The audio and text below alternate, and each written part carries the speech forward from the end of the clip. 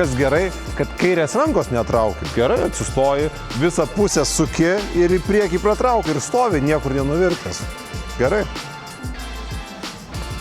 Jo, tiesus jau. Jo. Ir įverž biškį.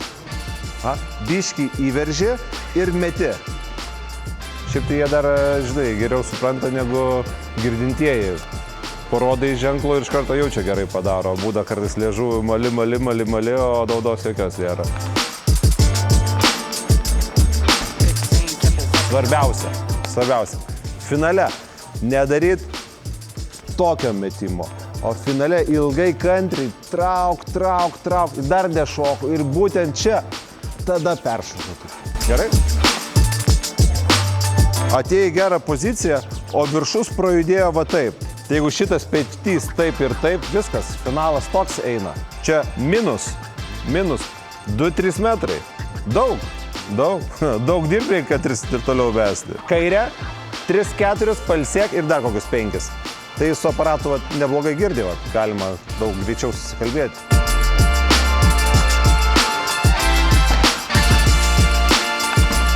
Lapkričio 12 dieną įskrendam su kurčiųjų rinktinė į kurčiųjų olimpinės žaidynės, kurios vyks Tokijo. Tai dabar buvo užsiėmimas su Mažvydu diskininku, jis praeitais metais tapo pasaulio čempionu ir yra vienas iš lyderių laimėti medalį. Dabar einame link rutulio sektoriaus, turiu 3 rutulininkus. Čia matote pasaulio rekordininką. Praeitoje olimpiadoje kurčiųjų pastūmė rutulį 18:35 ir laimėjo olimpiadą, pagerino kurčiųjų pasaulio rekordą, bei užfiksavo 20 rezultatą ir 23 Lietuvos istorijoje, bei tapo sporto meistru. O Šarūnas praeitoje olimpiadoje buvo 4, nustūmė rutulį 16 metrų.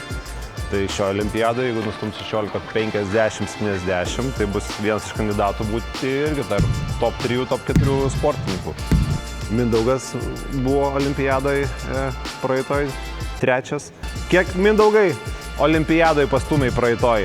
17-14, tai dabar ateinančio olimpiadoje kaip minimum 17:50 reikia ir kad įvykdytų sporto meistrų pagaliau. Tai grupiai turėtumėm 3 sporto meistrus iš kurčiųjų. Tai va toks Lietuvos lygis kurčiųjų yra tikrai milžiniškas, nes jie iškovoja net tarp sveikųjų medalius.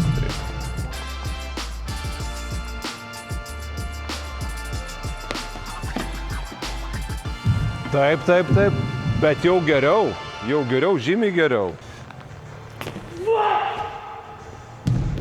Gerai, tik dar padaryk imitaciją. Jeigu stumtum, jeigu taip stumtum, tai labai gerai būtų. Dabar stumi biškį, žiūrėk, kaip čia koja yra, nepasitrauki, čia koja pas tave.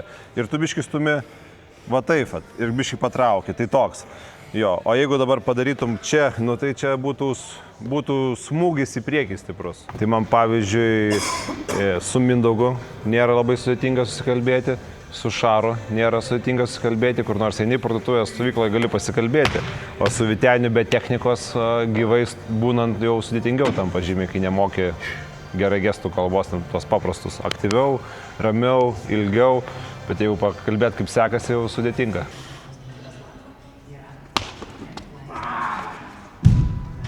Šiaip, gal ir nepavyko, bet tu jau stumi rutulį, pradėjai stumti. Bet žiūrėk, čia yra 8 ir skubėti nereikia. Su 7 tas pats irgi, o tu paimi tada lengviau ir taip atpradedi viską.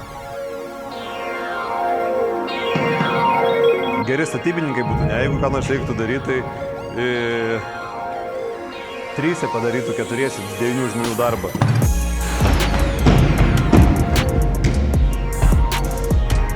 Tai labai svarbu atsispyrimo greitis, irgi pėdų greitis, kūno greitis, rutulikai stumi rutulį, kad jos greitai sudirbtų po savim ir tą veiksmą padarytų. Tai kiekvienas raumenų grupės, dabar blauzdos raumenys, pėdas treniruojamas gerai, kad kuo greičiau susitraukinėtų ir atsipalaiduotų. Tai tame irgi yra rengimo paslaptis.